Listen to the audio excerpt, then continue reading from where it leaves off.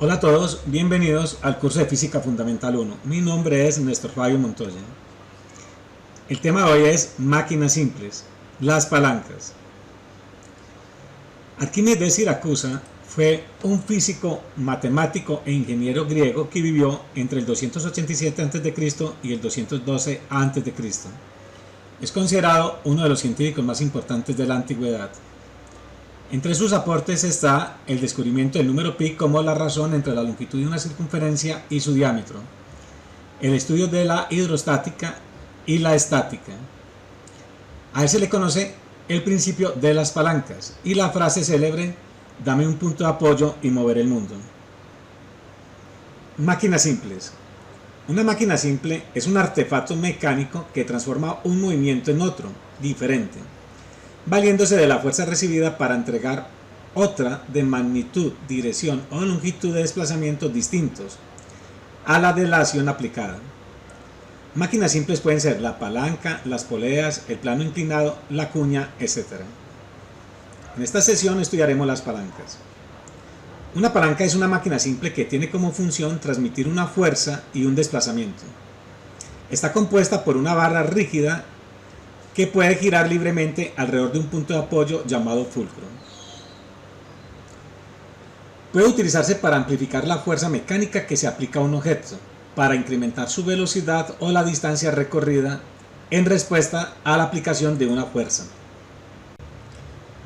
Sobre la barra rígida que constituye una palanca actúan tres fuerzas. Primero, la potencia F es la fuerza que aplicamos voluntariamente con el fin de obtener un resultado, ya sea manualmente o por medio de motores u otros mecanismos. Segundo, la resistencia o carga Q es la fuerza que vencemos ejercida sobre la palanca por el cuerpo que vamos a mover. Y tercero, la fuerza de apoyo o reacción N, que es la fuerza ejercida por el fulcro sobre la palanca. Además consideraremos las siguientes dos distancias: el brazo de potencia y el brazo de resistencia. El brazo de potencia es la distancia entre el punto de aplicación de la fuerza y el punto de apoyo. El brazo de resistencia es la distancia entre la fuerza de resistencia o carga y el punto de apoyo. Ley de las palancas. La ley que relaciona las fuerzas de una palanca en equilibrio se expresa mediante la siguiente ecuación: fuerza de potencia por el brazo de potencia es igual a la carga o resistencia por el brazo de resistencia. Se acostumbra a distinguir tres tipos de palancas, según la posición del punto fijo o fulcro, respecto a las fuerzas F y Q. Palancas de primer género. El fulcro o punto de apoyo se encuentra situado entre la potencia y la resistencia, como se puede apreciar en la figura de la derecha. El punto de apoyo, que lo representaremos con la letra O y un triangulito, se encuentra ubicado entre la fuerza aplicada y la resistencia o carga. Una palanca de primer género se caracteriza en que la potencia puede ser menor que la resistencia, aunque a costa de disminuir la velocidad transmitida y la distancia recorrida por la resistencia. Para que esto suceda, el brazo de potencia ha de ser mayor que el brazo de resistencia. Cuando lo que se requiere es ampliar la velocidad transmitida a un objeto o la distancia recorrida por este, se ha de situar el fulcro más próximo a la potencia, de manera que el brazo de potencia sea menor que el brazo de resistencia. Ejemplos de este tipo de palanca son el balancín, las tijeras, las tenazas, los alicates o la catapulta, que se emplea para ampliar la velocidad. En el cuerpo humano se encuentran varios ejemplos de palancas de primer género, como el conjunto tríceps braquial o el codo antebrazo. En la figura de la izquierda apreciamos tres ejemplos de palancas de primer género: la balanza romana, los alicates y las tijeras.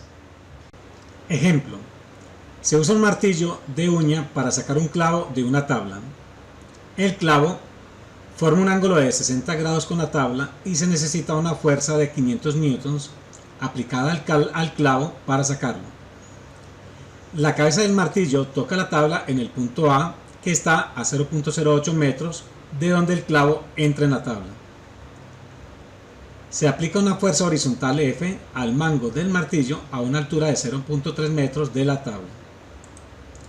¿Qué magnitud debe tener la fuerza F para aplicar al clavo la fuerza requerida de 500 newtons? Se puede despreciar el peso del martillo. Hallar también la fuerza que ejerce la superficie sobre el punto de contacto con la cabeza del martillo. Solución. Aplicamos la segunda condición de equilibrio, esto es que la sumatoria de torques respecto a un punto de cero, tomando como referencia el punto de contacto entre el martillo y la mesa, o sea el punto A. La sumatoria de torques respecto al punto A es igual a la fuerza aplicada F por la distancia P, que es 0.3 metros. Este torque lo tomamos positivo porque la fuerza aplicada haría girar el martillo en sentido antihorario, menos QY, que es la componente vertical de la resistencia, por la distancia Q de 0.08 metros. Como esta sumatoria es 0, podemos despejar la fuerza aplicada. El término QY por Q, que está restando en el lado izquierdo, pasa a la derecha positivo, y la cantidad P, que está multiplicando la fuerza aplicada, pasa a dividir. Adicionalmente, la componente vertical de la resistencia QY es igual al valor de la resistencia por el seno de 60 grados. El seno de 60 grados lo aproximamos a 0,87. Como la resistencia vale 500 newtons, al multiplicarlo por 0,87 nos da 435 newtons. De esta manera, la fuerza aplicada es el valor de Q, que es 0.08 metros, dividido entre P, que vale 0,3 metros, multiplicado por la componente vertical de la resistencia QY, que es 435 newtons. Esta multiplicación nos da 116 newtons. La aplicación de la primera condición de equilibrio nos da sumatoria de fuerzas en X igual a la componente QX menos la fuerza aplicada menos la fuerza de rozamiento igual a 0. Despejamos la fuerza de rozamiento. La fuerza de rozamiento es igual a la componente QX menos la fuerza aplicada. Pero la componente QX es igual a la resistencia Q por el coseno de 60 grados. Y el coseno de 60 grados es 0.5. Como la resistencia vale 500 newtons y 500 newtons por 0,5 nos da 250 newtons y la fuerza aplicada es de 116 newtons, esta resta nos da 134 newtons. Este es el valor de la fuerza de rozamiento. Similarmente, la sumatoria de fuerzas en Y es la normal menos la componente QY. Esta suma nos debe dar 0. Despejamos la normal. La componente QY que está restando pasa a la derecha a sumar. Y a su vez es igual a la resistencia por el seno de 60 grados. El seno de 60 grados lo podemos aproximar a 0,87. Como la resistencia vale 500 newtons, al multiplicar por 0,87 nos da 435 newtons. Este es el valor de la normal. Palancas de segundo género. En las palancas de segundo género, la resistencia se encuentra entre la potencia y el fulcro.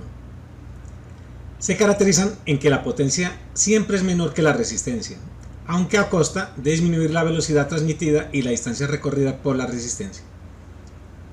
En la figura de la izquierda vemos un ejemplo típico de una palanca de segundo género.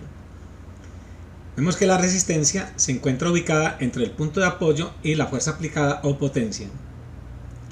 Ejemplos de este tipo de palancas son la carretilla, los remos y el cascanueces. Ejemplo: suponga que no se puede levantar más de 650 newtons sin ayuda. ¿Cuánto podrá levantar empleando una carretilla de 1.4 metros de longitud que pesa 80 newtons y que su centro de gravedad está a 0.5 metros del centro de la rueda? El centro de gravedad de la carga que lleva la carretilla también está a 0.5 metros del centro de la rueda. B. ¿De dónde proviene la fuerza que le permite levantar más de 650 newtons cuando usa la carretilla? Solución. El dibujo de la parte superior izquierda ilustra el ejercicio. La resistencia Q es la suma del peso de la carretilla y el peso de la carga.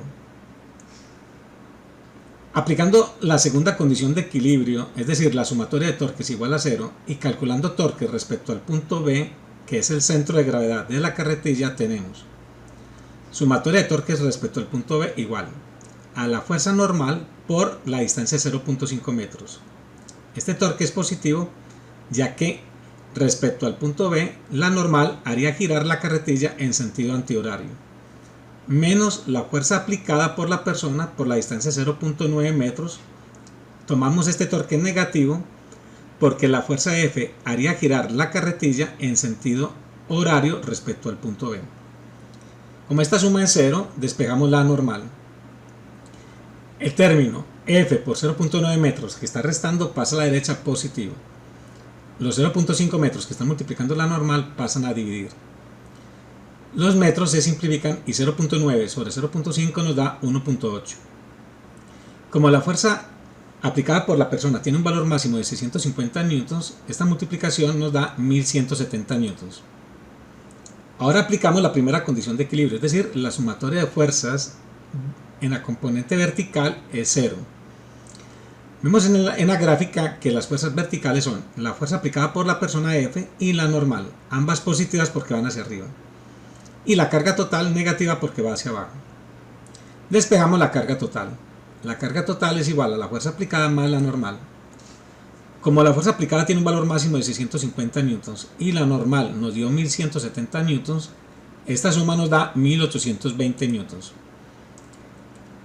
La carga total es igual al peso de la carretilla más el peso de la carga. Despejamos el peso de la carga. El peso de la carretilla, como está sumando, en el lado izquierdo pasa a la derecha a restar. La carga total es de 1820 newtons y el peso de la carretilla es de 80 newtons. Esta resta nos da 1740 newtons. La parte B del ejercicio nos preguntan por la fuerza adicional que necesita la persona para poder levantar una carga superior a un valor de 650 newtons. Esta fuerza adicional proviene de la fuerza normal y se aplica por el suelo empujando hacia arriba en la rueda. Palancas de tercer género. En la palanca de tercer género, la potencia se encuentra entre el punto de apoyo y la resistencia. Se caracteriza en que la fuerza aplicada es mayor que la resistencia y se utiliza cuando lo que se requiere es ampliar la velocidad transmitida a un objeto o la distancia recorrida por él. Ejemplos de este tipo de palancas de tercer género son el quitagrapas y la pinza de cejas. Y en el cuerpo humano, el conjunto codo bíceps braquial antebrazo y la articulación temporomandibular. Ejemplo: ¿qué fuerza deberá ejercer el músculo de su brazo para soportar un peso de 10 newtons? Suponer que el músculo ejerce una fuerza vertical. También supondremos que la distancia del músculo al codo es la octava parte de la distancia de la mano al codo. Solución: aplicando la segunda condición de equilibrio, es decir, la sumatoria de torques respecto a un punto arbitrario igual a 0, y tomando torques respecto al codo, tenemos sumatoria de torques igual a la fuerza ejercida por el músculo por la distancia s octavos menos el producto de la carga por la distancia s, que es la distancia de la mano al codo. Esto nos debe dar 0. La cantidad Q por S que está restando pasa a la derecha a sumar. Podemos simplificar la distancia S porque aparece en ambos lados de la ecuación. El 8 que está dividiendo pasa a multiplicar. Finalmente, la fuerza ejercida por el músculo es igual a 8 veces la carga. Como la carga es de 10 newtons, este producto nos da 80 newtons.